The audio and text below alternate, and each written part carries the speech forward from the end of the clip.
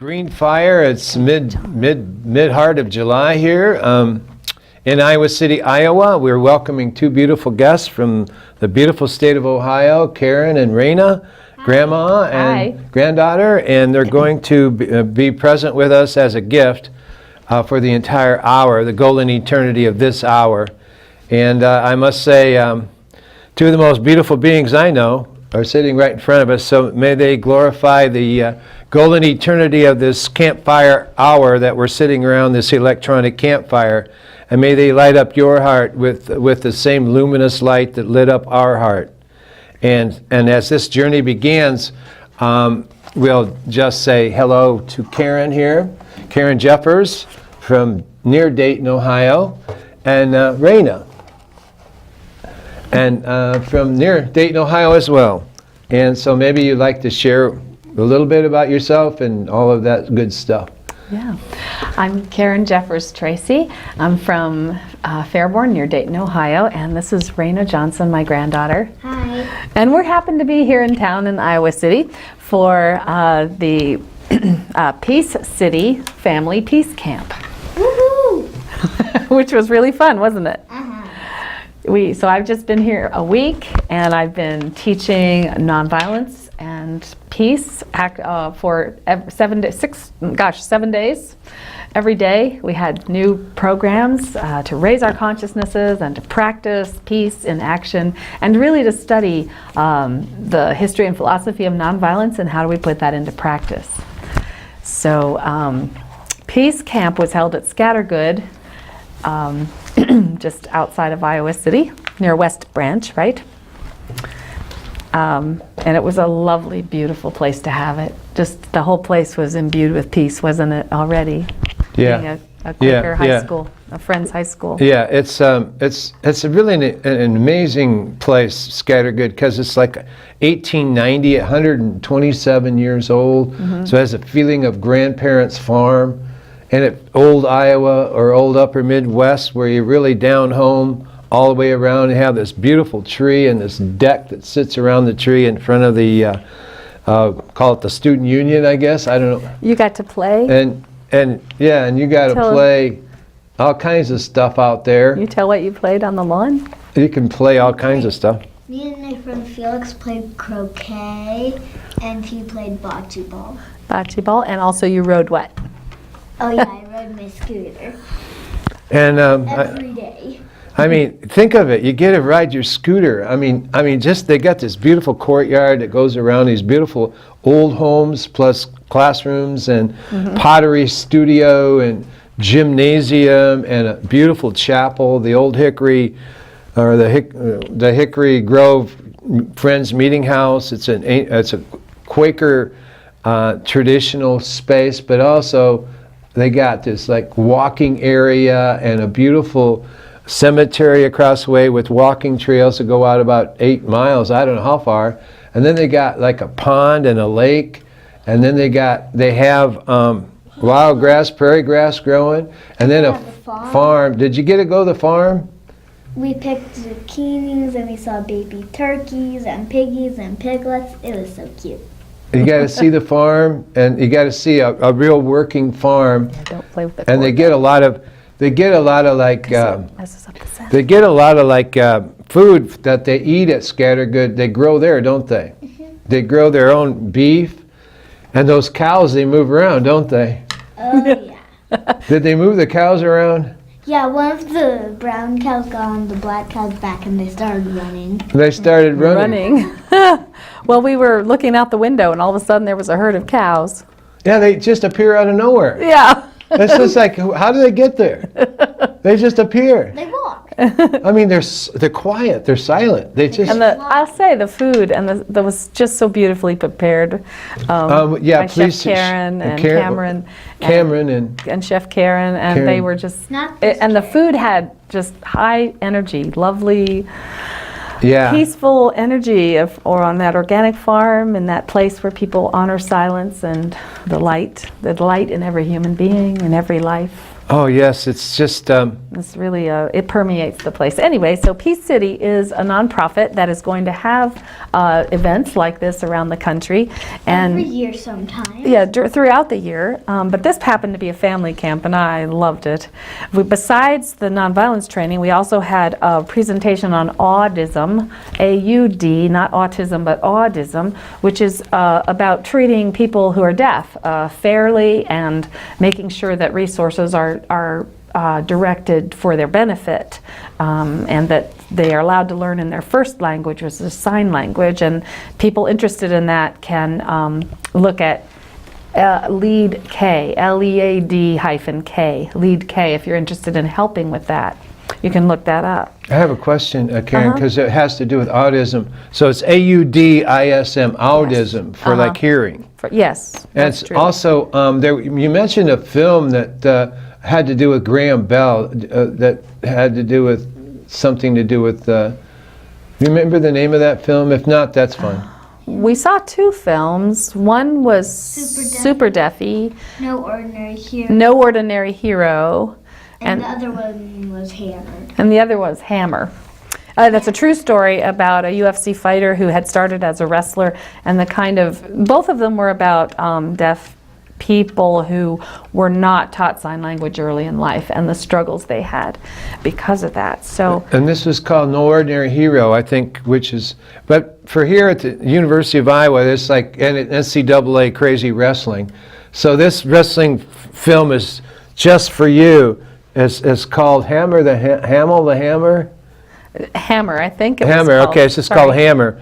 It has a lot to do with wrestling, but more to do with a love story and overcoming all kinds of odds and obstacles and overcoming them and keeping your eye on the prize. And one of our presenters, Julie Nelson, who is deaf, she put it on and she gave the presentation. And Yeah. it really opened my mind because I didn't know about that before. I had no idea Yeah. that there was really a chunk of money and a powerful lobby funded by Alexander Graham Bell's group or foundation that was stopping equality And in schools. this was like in public schools. You know, so this was really a form of apartheid for people who can't hear, because they were not allowed to mainstream or whatever or have their own thing. LEAD K is advocating having kids in sign language classes, or at least well-taught sign language, and that's their right to have their, what's called their first language. Yeah. So besides autism, we also had 7 Candles, which is a presentation about science and spirituality by a science teacher, J.D. Stillwater, and that was fascinating, and he has a website too. We had a program about telling us about fake news, how it got started, and what to watch for. Oh yes, we got to get to that. All right, hang on. A couple more things I hope I can get to. Summer of Resistance, Greenpeace. We also had water protectors present, because actually near here is a water protector camp Yeah. called Little Creek Little Creek. that we visited. And and they need some donations right now, folks. They really do. They need some help. They are holding the ground for all of us, and they need some assistance. Have goats and chickens and Yeah. ducks. And it's called Little Creek Water Protector Camp. Little Creek Water Protectors, and I will give the address for anybody who wants to. Checks can be sent or mailed to P.O. Box 1693, 1693, Iowa City, Iowa, 52244, and that's just it's called Little Creek, support Little Creek, and just leave it blank or just put support Little Creek, and that would be $20. Or if you got more money, please send more. But they need your help, and we're all part of this because we all live downstream. And that's P.O. Box 1693, Iowa City, 52244. Right, and we heard about how these oil pipelines are just using eminent domain and just taking people's land and cutting through people's land, and really it's the last gasp of this dying industry that they're rolling over people's rights like this. And it's time to transition, folks, and that's what I'll talk about in a minute. But first, I want to tell a little bit more about Peace Camp. Look at the beautiful shirt that John's wearing. We did loads of tie-dyeing, lots and lots of tie-dyeing. Yay, aren't those pretty? This was my Peace City summer camp shirt. Yay. That I tie-dyed, yeah. Yay. And you tie-dyed some, and this one came out really Oh, nice. wow. Isn't that something? Yeah, that's beautiful. Look at that. It looks like a spinal cord with chakras. Yeah. And this was like the official shirt, one of the official That's a shirts. Peace City. That's the T-shirt. Huh? If you want to get a Peace City T-shirt, let us know. PeaceCity.org. PeaceCity.org to get a Peace City T-shirt. Yeah. It's a Peace Camp shirt. And Here's isn't a that a beautiful? Peace Camp. Oh, isn't that amazing? Is that Peace Camp? Yeah, Peace Camp. So Peace I teach Camp. Peace Camp everywhere I go. I have a Peace Camp in Springfield, Ohio as well. You want to mention I a little teach bit for. about that? Yeah, I talked, we've been teaching over 30 years, doing a peace camp for a week every summer that kids come free and they learn about conflict resolution and problem solving and mediation. And the parents learn it too, so that if a conflict is arising and it's escalating, the family can go, time out, and that just means step back, cool down, things are getting hot, let's have a cool down time, and then we'll address this conflict as a problem. Yeah. And the kids can do that too. They can say, hey, hold on, we have a conflict. That means it's a problem to solve. Okay. We're going to solve it. Yeah. So now, so besides the fun and the tie-dyeing, we have some fun. So you're gonna tell us some jokes. All right. What do you call a dinosaur that never gives up? I don't know. What do you call a dinosaur who never gives up? A triceratops. Okay, that was good. Hey. Another one. We have two more. Can we have another one? Yeah. You can tell John. How do you fix a broken pumpkin? I don't know how you fix a broken pumpkin. With a pumpkin patch. That is good. That's a good one. That's a good one. And what do frogs do with their paper? What do frogs do with their paper? Paper? I don't know. Do you know? No. They rip it, rip it, rip it. They rip it, rip it, rip it. Well delivered. Well Thank done. you. Three good. jokes that we need to have a little, in our journeys that we're in on this planet Earth, we always need some laughter to have good medicine. It makes us all better, makes us happier, and we're able to do our work much better. Sure does. Yeah.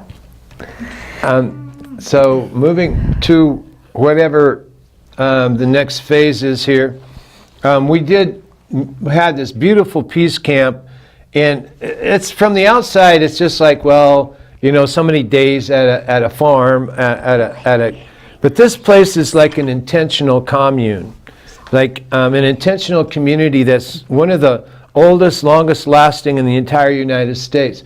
And I must say, I've traveled, not as much as you have, I've traveled most inside the United States.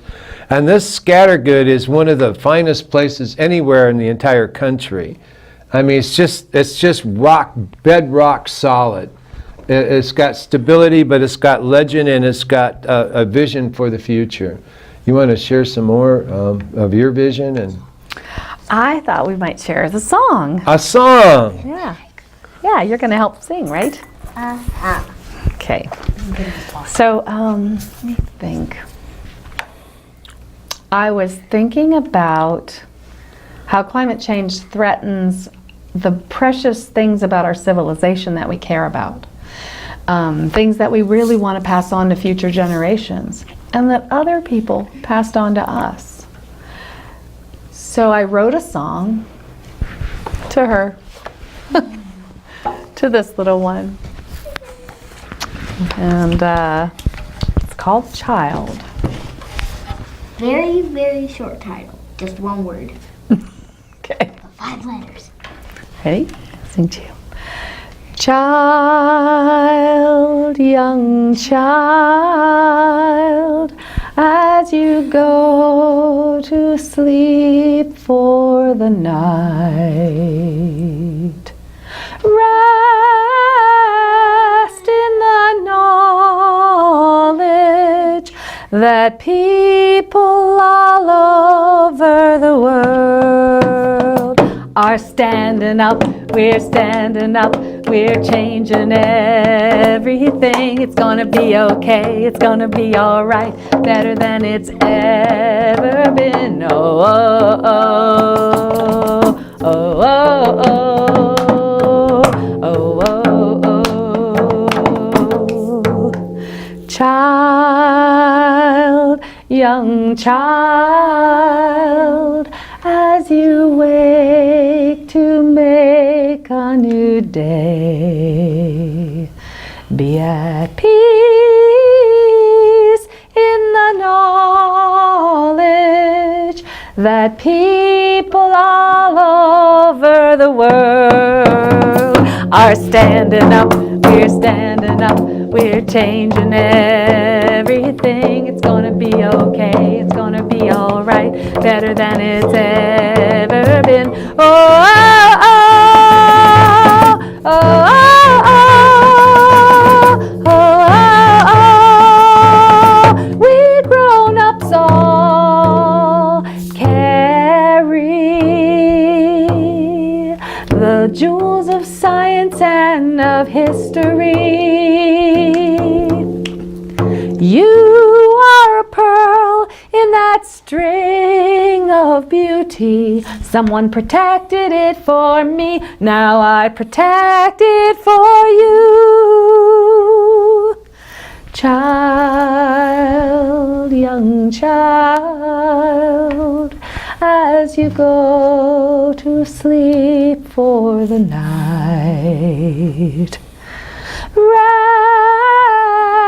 in the knowledge that people all over the world are standing up. We're standing up. We're changing everything. It's gonna be okay. It's gonna be all right. Better than it's ever been. Oh, oh, oh, oh, oh, oh, oh, oh. Hey! Woo! Yeah, this is the energy and the joy and the fun that we had at Peace Camp, and may it sit in the heart of your Peace Camp and the electronic campfire that we have going around this GreenFire night tonight. That's just a joy of the journey of the song here. Before we leave the whole experience this week, would you want to read your poem?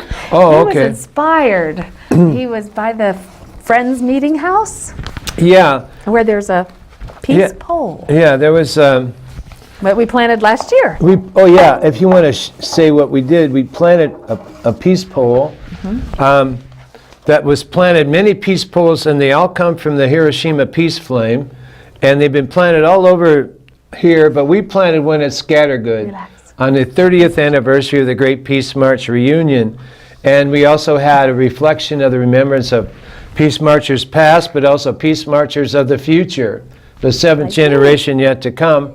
And the peace pole has the tracks of animals on one side of the pole. It has little symbols of different plants and herbs and conifers and all that. Another, then it says, "May peace prevail upon earth." In different languages. In different languages. And this is a permanent fixed anchor.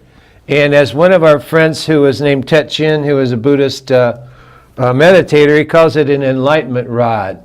So this is an enlightenment rod, and there's these, it lights up wherever you're at, the peace pole lights up. So there are 200,000 peace poles lighting up the planet as we speak. And may you plant a peace pole wherever you live. So this is from the planting of the peace pole a year later. And let's see here. Well, I'm sitting here, and all right. It's called Composing a Poem in Midair from the room number 3 of the girls' dormitory at Scattergood. But this is outside, actually, but I thought the title was so cool I had to put that in there. A poem in midair. Well, I'm sitting against a leaning tree at Scattergood, Hickory Grove. Cars and trucks and who knows what else are spinning down I-80, 20 feet behind me at 70 to 80 miles an hour. tires are singing off the concrete in this Sunday morning reverie hum. Om goes the universe in whichever way you want to spin. The depth of emerald green in early Iowa July deepens the inner emerald spin. It's kind of singing out loud, clear up into the great blue sky overhead and holding the whole thing together in this divine sunshine of life. In this divine sunshine of life, the Turtle Island mind of loving kind. The birds hold this Holy Communion together on the singing wires of the telephone going down the road. And this Holy Communion together last night at midnight, a black bull at full moon midnight stopped me in my tracks behind the Friends Chapel at Hickory Grove Meeting House, just looking into the unknown presence of depth and void. This wholeness church of balance and bliss stops me every time, for nothing here suggests this. You just have to climb. And we sang by the fig tree suggested by Steve Canner's dance, and we made our own tracks here, whether in silence or communally. We all made our own tracks here, washing our spirits clean. We come together in this midsummer night's dream, and we wash our spirits clean, and renewed by all this bliss. We are renewed by all this bliss, accompanied by the eternal rattle, hum, and hiss. Ah, hum. Ah, human. Ah, om. Ah, home. Ah, ho. So that's a little scattergood presence of the golden sunshine of the eternal light mind. So that was... Thank you. Yeah. You're certainly inspired. Well, I didn't want you to go just yet because I wanted you to share a little bit about the climate mobilization. So Raina has, she's picked up a lot of information, not because I've focused on that, but because I've taken classes online, and she's been around while I've been studying or been on phone calls. And so she's picked up a lot about climate. Is there anything you want to tell kids that they need to know about the climate? Kids can help stop climate change. Okay. You want to say some more about that? Do you want to talk about how you love to play the bubbles and all those big bubbles come flying out of that machine, and how you just go and pop them all, and you just pow, pow, and then you just spin and see them bubbles popping again, and all the rainbow colors on those bubbles? Is that right? That's right. And did you spin that little scooter around that place? Yeah? So there are some easy things that people can do to help. And we had a campfire, and I roasted marshmallows, and we ate some more. Lots of s'mores. They had s'mores? What? Now, wasn't that cool? Wasn't that cool? You had chocolate and marshmallows. Did you get to roast those marshmallows yourself? Wow. And then what did you put on there? Did you have some kind of crackers? Graham crackers. Graham crackers? Wow. With chocolate. With chocolate. My grandma doesn't eat chocolate because she can't. Yeah. And do you remember the pond that you were at there with the fire? And what happened, Raina, later? Everybody left, and then they left us there, and then you started pulling out the fire, did you? Yeah. I was like, dun, dun, dun. You had a magic kind of like a little lit torch, but you'd take out the fire with that, and then you douse that fire in the sand. You were helping. You were helping. Yeah, You were helping. Grabbing the fire and putting it in the ash. To make sure it wouldn't burn overnight. Yeah. And so And then, when I couldn't get any more, I just grabbed a bucket of water and poured it on. you didn't just grab the bucket of water. You had to go over and put that bucket in the lake and get water out, and then carry it over to the fire, right? Mm-hmm. So that was kind of heavy, wasn't it? And me and my friend Felix and another girl saw a catfish. You saw They it. were trying to get them. Yeah, They missed. they missed. And we saw 2 frogs, but Felix thought they were toads. Like, they're frogs. And we kept arguing till my grandma's friend Rick came over and said, "Oh, look at there, frogs."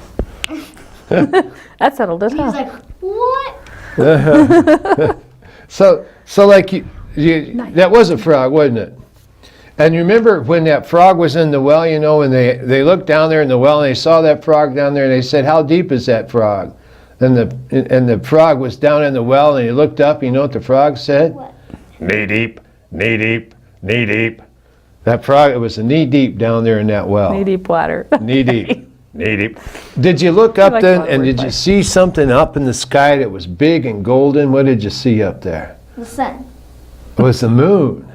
Remember at night with the fire? It was a big moon, wasn't it? With the golden ring around. And a golden ring. And what was that, like a full moon? My grandma at home calls it the Superman. It was the super moon. It was a Loving God. yeah. So I wanted to say that something we can all do to help with the climate is to talk about it.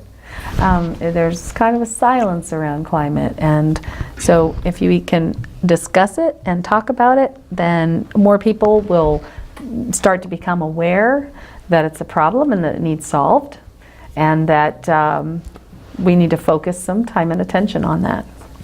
So you're kind of restless. Do you want to go on? You want to go? Okay. Okay. All right. So you can just put, yeah. Bye. Say bye, people, to the beautiful Rena who's come from Ohio, and may that smile shine on everybody's heart. Here's your Iowa hat. Now she's a Hawkeye now. She's put That's on Herky right. the Hawkeye. Here she The goes. Tiger Hawk. She's got the Tiger Hawk on her hat, and so she'll be a Tiger Hawk now. She'll put on her Tiger Hawk. Here. Say goodbye. You're going to want that. Thank you, Rena. And the case is right Thank there. you, Rena. Bye bye. Bye. Thank you. Thank you. Here. Oh, by the way, Grandma, I can't get connection on my phone. Okay. I Okay. can't open the door. Just drop that and put it on the thing and open the door. We can't go over there right now, but I'm sure you can open it. Thank you, Rena. So thanks for having me, John. One thing that I really wanted to talk about here, we go out that way. That door. Yeah. So something I really wanted to talk about that I really felt strongly about was I want people to know that it's entirely doable. It's really doable, John, that people can solve the climate crisis. Well, yes, it is. It is. It's doable, and to be doing is, you know, digging in the dirt is doing the doing. The doing gets done. Okay. Yeah. So Yeah, you got to do the doing so it gets done. And right now, we're not really doing. right now, Right now, you know, there's too many. I tell you, there was a time when I felt really depressed about it. please talk about that, because I feel that Yeah. a lot of people feel the same way. Yeah. Initially, you know, I've always been an activist. I've worked on issues of peace and nonviolence and conflict resolution, and especially disarmament and anti-nuclear. But about 3 years ago, a friend challenged me to research this. Like, is it true or not? We hear things on both sides. We hear even people in high positions of power saying that climate change is not real and that it's you know, overblown, or that people are alarmists if we say that it's an emergency. So I am a librarian. I said to myself, why haven't I researched this before? I'm a librarian. I'm trained to look for credible sources, verifiable sources, respected sources. I know those sources from other sources, and I can do this. So I'm trained to do this. So I spent 3 years researching, and I discovered that there's a big disconnect between the scientific literature and the way that scientists speak and the general public. There are all kinds of vocabulary words that people just completely misunderstand. Words like forcing, words like climate models, words like albedo, these are all words that climate scientists use all the time, and they have sort of difficult or specific definitions that apply just to climate science. So I studied, and then I got really depressed because I saw this huge machine of the fossil fuel money. I mean, it's the richest sector in our whole society, in the world, and they're constantly making all this money. And what do they do with it? They use it to pressure government. They invest it in things in Wall Street that then will benefit themselves, and they help to make, Wall Street and the fossil fuel industry are benefiting themselves with their investment of money, and the military contractors, that ties in there too. And I saw this huge machine that was like a big boulder just rolling down the hill at us. And how are we going to stop that? Because it's kind of out of our control, out of the people's control. So I then finally, thank goodness, came across the Climate Mobilization. It's a group called the climatemobilization.org. And what they do is they take the example of the World War II mobilization, not for the militarist aspect of it, but for the concept and the model that everyone pulled together. Everyone jumped on and said, this is a huge thing. We don't know if we can win or not, but we're all in this together, all hands on deck. Let's all put everything we've got into it. And when Pearl Harbor happened, the United States was behind. It was behind in munitions. It didn't have what it needed to fight the war. But things happened rapidly. Things changed rapidly. I'm not saying they all changed for the better, but they changed so that we could, fight this fascist threat and prevail, which our country did. So things were changed in every sector that you think about. Our whole economy was changed. Captains of industry were called into the White House and told you're not going to make cars anymore. You're going to make airplanes. Women were told plant your victory gardens and then come to work. So anyway, there were huge changes. We can make huge changes again. We certainly can. Right. And these changes are going to be all for the better. So we have it in our blood to do that. And we have it in our hearts to help. When people really see, I think hopelessness is what's keeping people back. When people really see that everybody on board is going to easily make this change quickly and rapidly. And I'll tell you, quickly and rapidly is what we really need right now. We can't wait. Even the Paris Accords is just not adequate. It's not fast enough. It's not going to protect those treasures of civilization that we care about passing to the future, like Bach and Beethoven and Monet and Matisse and Van Gogh. And literature. And just think about it: libraries, museums, ballet. Those things are in fragile places. Really, they're in coastal areas. They're in places that are going to be flooded. They also are dependent on somewhat controlled environments. So, people that say, human beings are going to survive on the planet. Well, sure, they are. But I care about passing on something better than I had. Not something worse. Yeah. Not something less. And you mentioned a couple of things that come back to, we're a bunch of farmers around here, not all of us, but we're not but 2 generations removed. You understand the farm mentality of the farming, The sustainability and everybody helping out. Right. And they used to say many hands make light work. Yeah. And whatever, it makes it a lot easier. So all together we can ease one another's comfort zone. Like a barn raising. Like a barn raising, the old-fashioned Amish barn raising. Right. And Dorothy Day, who is a great anarchist, I consider her a saint, she said there's only one sin, and that's the sin of despair. And so here we have an antidote to this great silence in the heartache in the heartland about these things. And so we can empower ourselves, and these are hope. There's solutions here. Right. And I wrote a song. Thank you. I studied the climate. The Climate Mobilization it's an organization, but it's a think tank. It really pulls together experts in a lot of different fields to create plans and visions that, really lay out the plans. Here's how a transition can occur. Here's how you can rapidly transition your city, your state, your country, your world, to renewable resources, and then implement drawdown so that we can clean up what we've done. And the thing is, John, humans did this. Humans can undo it. And we can make it better. Oh, yeah. Yeah, Yeah. we can not only undo it, we can make it better. If you think about all the innovation that humans have done through thousands and thousands of years, and all the caring hearts that have made humans work together before, you will see that this is eminently doable. This is possible. This is practical, and it's really what's going to happen. You're either on board or you're sitting on the sidelines, maybe criticizing, but it's more fun to be on board. It'll be more fun. Remember, and we stand on the shoulders of those who succeeded. Otherwise, we wouldn't be here. So that's proof in good. a little bit, please. Yeah. So I wrote this song as a climate anthem.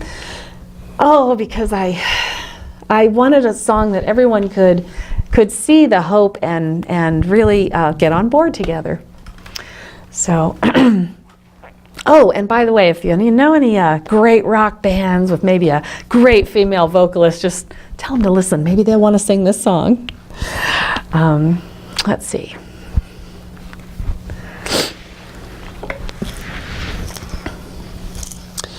Were I to write a poem, it would burn the page, sending out truth to rage across the sky, falling like light, falling like gentle rain, waking all minds to the calling of our age.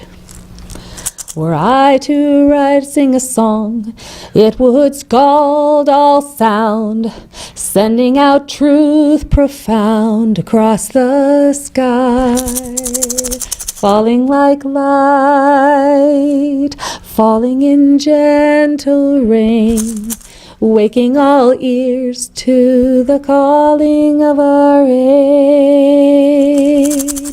It is ours to do. It is ours to do. We have all we need to turn today.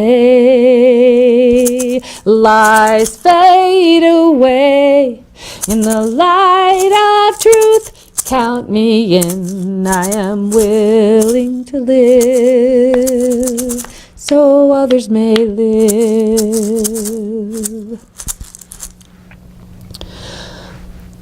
Were I to paint the time, it would be all our turn, pouring out truth to burn across the sky, falling in light, falling in gentle rain, waking all eyes to the calling of our age. So count me in when the seas are rising, count me in when the storm surge comes, count me in when the loss is priceless, count me in when the tundra's iceless, count me in whether hope or hopeless, count me in to defend the sky, holding our home. Were I to play a part, it would take all my heart, loving out truth to reach across the sky, falling in light, falling in gentle rain, waking all hearts to the calling of our age. It is ours to do. It is ours to do. We have all we need to turn today. Lies fade away in the light of truth. Count me in, I am willing to live, so others may live. So count me in when the seas are rising, count me in when the storm surge comes, count me in when the loss is priceless, count me in when the tundra's iceless, count me in whether hope or hopeless, count me in to defend the sky, holding our home. I to play a part, it would take all my heart. Loving out truth to reach across the sky. Falling in light, falling in gentle rain, waking all hearts to the calling of our age. You have been called to the calling of our age. This is our calling, the calling of our age. Wow, I'm crying. That's so beautiful. And thank you so much. It's such a beautiful heart song. And people, this is the most beautiful song of our age right here. And you heard it here on GreenFire. This is the song.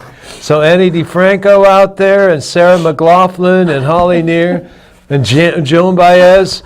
Get on and sing. Get on with Karen here. She's got the song. She's got the heart song. This is a heart song of our age, and bring tears to your eyes. We need to cry, because our heart song is sung right here. So please get in touch and get this song and sing it with your heart all around this beautiful planet. Yeah, this is. Go ahead. And make any version you want of it. I mean, go on YouTube and make your own rock version or folk version or reggae version, whatever you'd like. I would really love to see different versions of this song just being sung everywhere. Count me in. Count me in. So this is you can get this show here and hear the original song right here with a heart song with the tears, because it's heartfelt. And it brings us to the beauty of this. This woman is the most beautiful singer around. And so you can see this on YouTube. Just Google in GreenFire YouTube July 12th, all right? Or it might be next week by the time it's shown, July 18th, something like that. But this is Karen Jeffers, and she's from the Great Peace March, and she's from the Planetary Peace Heart. She's what's called a planetary midwifery. She's to rebirth this entire planet. She's a planetary midwife. And that heart song is to help rebirth us all into this new womb of awakening that we're birthing ourselves through. Please. Thanks for listening. Thanks for... Thank you. It's just the greatest honor. So the first step in the blueprint, which is the plan how to create a mobilization to address the climate crisis that we're all in, the climate emergency, is to talk about it. It's called Break the Silence on Climate. That's the first step in the blueprint. So this song is part of breaking the silence on climate. Sing it. And talking to your friends and neighbors about climate is part of Break the Silence on Climate. If you're unsure, go ahead and talk anyway. In fact, I think that the gatekeepers of information need to be called to account. Where do we turn for information? We turn to our news sources, our local news channel. You can call them and you can tell them, I don't think you're doing your civic duty to educate our citizens about climate, about the climate emergency that we are currently in. You need to do more of that. And you don't have to be an expert to do that. You don't even have to take a side to do that. You can just be asking for more information and credible sources of information. Now, you can also call the BBC. You can write to the BBC on their website. Oh. The BBC World News, which is on our NPR stations, you can have that, a lot of that comes through the NPR stations. On Point Radio with Tom Ashbrook. Has lots of different topics, but pretty much all the topics connect to climate in some way. And you can type your answers in there. You can also send the messages about what you want them to cover. But these gatekeepers of information, look around you and think, who are the gatekeepers? Could be the weatherman at your local TV station. It could be, and it's interesting to note, there are many scientists like geologists and weathermen and things like that who really don't understand climate. It's amazing, they really don't. But it's because climate science is incredibly complicated. That's what I found through my 3 years of research. And remember, if you were going to get advice, let's say your doctor said you needed, heart surgery, would you ask a brain surgeon, or would you ask a podiatrist, or would you ask another expert in another discipline for that opinion? So that's why it's really important to remember that climatology, climate science, is a very specific area of study that experts are often misunderstood by other experts, other scientists, but they're scientists in other disciplines. So be careful listening to people who are geologists or other things that are that really don't still understand the emergency nature of the situation that we're facing. And you mentioned, I might be getting ahead of you, but communication about... Yes, breaking the silence, communication, that is the key at this stage. There's further plans that you can read about in the blueprint, which is on theclimatemobilization.org under key documents. There's the victory plan and there's the blueprint. Also, which is really interesting, Margaret Klein Solomon, who started the climate mobilization, is a psychologist. That's very important, because a lot of this is... it's dealing with emotions. Dealing with our emotions and our mind. psyche. Right, and how our mind perceives information and how we respond to it. Now this is really interesting because it ties in with just yesterday. I was in the mall where the Iowa City Children's Museum is, and there was a tornado. Right. Oh yeah, right coming at you. I know, right there in Johnson County, the sirens went off. People were asked to take shelter. The speakers came on and told people to take shelter. And I observed people sitting at their tables, looking around, trying to decide if it was for real or where they should go. The staff was directing people to a hallway that was the shelter. And I saw whole places that refused to move at all. There was a nail salon, and all the clients and all the workers all stayed. They would not leave, would not take it seriously. Yeah, and there's a wall of glass there, so it's really serious if it was coming right at you. I saw it. Yeah, if it would have hit there, that wall of glass would not have been good for them. So Margaret Klein Solomon talks about how do people respond to an emergency. And she says there's a power in truth. There's a power in truth. When for instance, yesterday with the tornado, I would walk by someone's table and I'd say, this is a tornado warning, it's not a watch. A warning means a tornado funnel cloud has been spotted. And that helped people to see. I'm in emergency mode, I'm heading toward a shelter.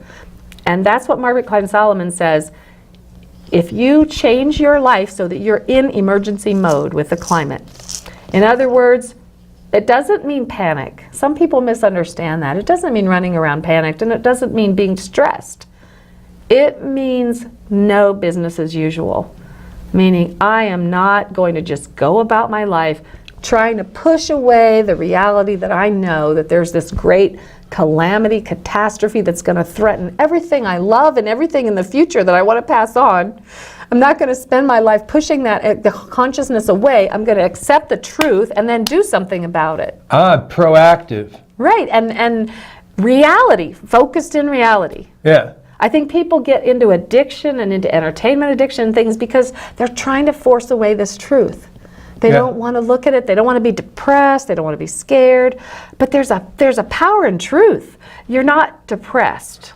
Okay. You are facing the reality and reacting to it, just like someone. So actually, just like when those sirens go off. So it gives you actually an inner strength. Yes. When you face this truth. It does. A power and a strength and a clarity, and it is kind of sad because I gave up some things in my life that I would have liked to have done with the last part of my life. I'm a grandma now, but at the same time, this is the most important thing I can do with my time and my life. And you mentioned the difference between skeptics and deniers. Yes. I don't know if others have done this, but I make a distinction between skeptics and deniers. So skeptics are people who were like me 3 years ago. Maybe we're busy working on other issues, maybe we're busy with our families or just trying to survive. We don't have time to do all this research and figure out, is this real or not? Is it something I need to pay attention to or not? Is it an emergency or not? So that's a skeptic. A skeptic doesn't know. A denier, on the other hand, is someone who's actually being paid to put out false information or to take true information and skew it for the public, which is unfortunately so easy to do. For instance, you know, some of the words that climate scientists use are easily misunderstood, and the denier campaign all they have to do, they don't have to counter it. All they have to do is spread doubt. You mentioned Which delays action on climate. It delays legislation, it delays people coming together as an emergency, so all they have to do is delay it, and they make money for every second that they're delaying it. You mentioned, so like there was a person who sang the song Peace Train, Cat Stevens. Yeah, I've heard that. And he came around and they asked him, well, could you tell us what's been the best part of your life? And he says, I can't because I haven't lived it yet. So this is, like you're saying, this may be yet with moving into the great mystery, moving into the best times of our lives. And I know you have music to sing here, so I'll step out of the way. Oh, I think we were going to do a few more. Let's see. You had that beautiful, you were singing, I don't know, the goddess song, or any which one you know, that you have such a beautiful voice, you could take us right up into heaven here. Whichever that one you were singing, the last one or the second one, I don't know, but we could, any of those, go for it. Well, let's see. The climate skeptics and deniers we were talking about, and I took that one and I put a verse to answer each skeptic. Each skeptical comment, and you can also find the answers on skepticalscience. I think it's .org. Skeptical Science is the website. You can type in something you've heard. Say, is this true? And you can find the resources and go back to the source. So one little paragraph of that I wrote is Okay. I'm trying to place it. Okay. Oh, what's the truth of the carbon lag when ice cores showed that the warming led? Deniers cite that the rise in carbon followed them. Now carbon leads, it leads the warming, carbon leads. It's a positive feedback cycle, now carbon leads. And one of my goals and visions, and I hope this goes out here, so you're laughing at that one, I know. No, I'm smiling. I know, it's a funny one, yeah. I thought I'd, but one of my goals is to have a science roadshow. Okay. And the idea there is to teach people what they need to know to understand the climate science. So you can't just teach the climate science. You have to sort of have experiences in science and let people do some experiments and really see what they need to understand in order to understand and make good decisions, because that's what it's all about. We need people to understand enough that all together, collectively, we make some really good decisions to mobilize, to get on board together, and to make this happen rapidly. A rapid transition is what's absolutely necessary, according to physics, in order to protect civilization and the natural world. And you mentioned Los Angeles as... Yes, I'm glad you brought that up. Yeah, Los Angeles, just June 20th, has made a declaration. They're going carbon zero emissions within 8 years. They have a wonderful plan. They have experts in all these fields that work together to do this. And there's so many things they can do, and they're looking at Rochester as well. And think of this, people. Yeah. Los Angeles is 15 million people. That's one of the greatest cities on the earth, actually. And they're going zero carbon by 2025. That's within, we can see that. So there's great hope here. There is. And they're willing to show others what they're doing and how they're doing it so that other cities can get on board, other mayors. Mayors are coming to talk to their mayor. They could become really a good example. And I would like to see states be in a little competition. Hey, can we go net 100% employment and zero emissions and carbon drawdown? All this stuff can be happening more rapidly than you ever knew, because when people put their mind to things get done. I am really impressed. Yeah. Yeah. It's amazing what human brain, ingenuity, and muscle can accomplish when it is put to Don't forget the muscle. focused. Yeah, focused and put to the task. Sweat, blood, and tears. Joy of the journey. Right, and singing too. So another song. Oh yeah, I've got this. Okay, this one's a little. I put words to another song. Okay. Now you know Senator Inhofe. He brought his snowball, his jar with a snowball in it. Said it can't be climate change. The globe's not warming because here's a snowball. So here's what I say about that. Testifying to the U.S. Senate, I crossed Washington's Mall. I met Senator Inhofe with his jar of his snowball. I first produced my PhD and then produced my research saying, stand and deliver, for you are the bold deceiver. Mush-a-ring-a-ma-ding-a-ma-da. Whack fall the daddy-o, whack fall the daddy-o, there's money in that jar. He thought climate was weather. He said CO2 helped plants. I grabbed him by the collar and I grabbed him by the pants. I dragged him to the Senate floor and bade them all to listen. And when I was finished their weeping eyes did glisten. Mush-a-ring-a-ma-ding-a-ma-da. Whack fall the daddy-o, whack fall the daddy-o, there's money in the jar. The government upended, the scales fell from their eyes. They cared about the future and they swore to mobilize. 100% employment, 0 emissions, made possible by people with a bold and gallant vision. Mush-a-ring-a-ma-ding-a-ma-da. Whack fall the daddy-o, ha ha, whack fall the daddy-o, there's money in that jar. I should say there's hope in that jar. Woo! Hope now in that jar. Woo! Woo! Yeah, the Irish comes through. That's right, my Irish ancestors. Ah, yeah. Never give up, never give up. The GreenFire of Ire. That's right. And you have, again, this most beautiful song you sang, and I think we'd sure like to hear that. No, not one I wrote, but one that I sang by the campfire. Yeah, one? Okay. You sang this most beautiful. We are all uplifted by the beauty of a voice that is rare and a joy. So please. You could play too with your drum.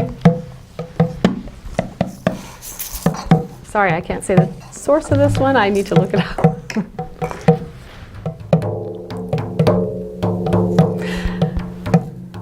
As the sun sets over the ocean, many treasures for the eye.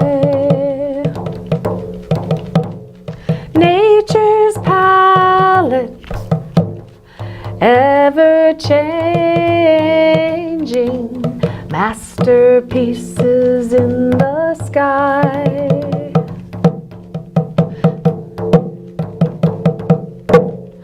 And we're all a part of the wonder from the earth beyond the stars.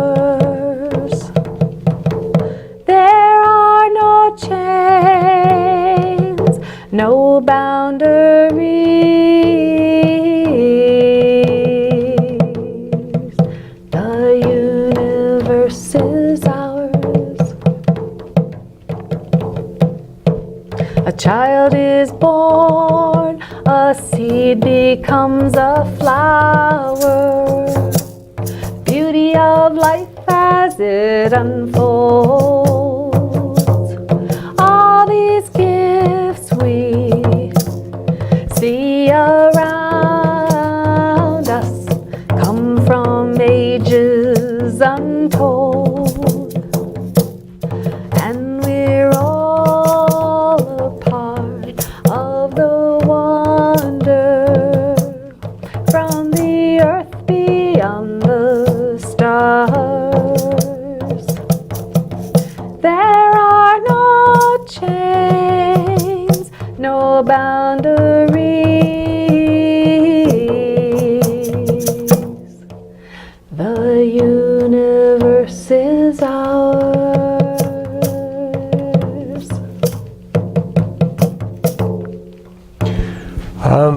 heard that first around the full moon of Capricorn, July.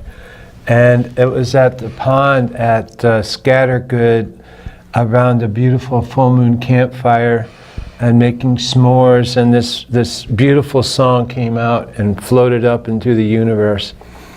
And it just touched my heart like a heart song from the Rainbow Gathering, but from the one universe mind.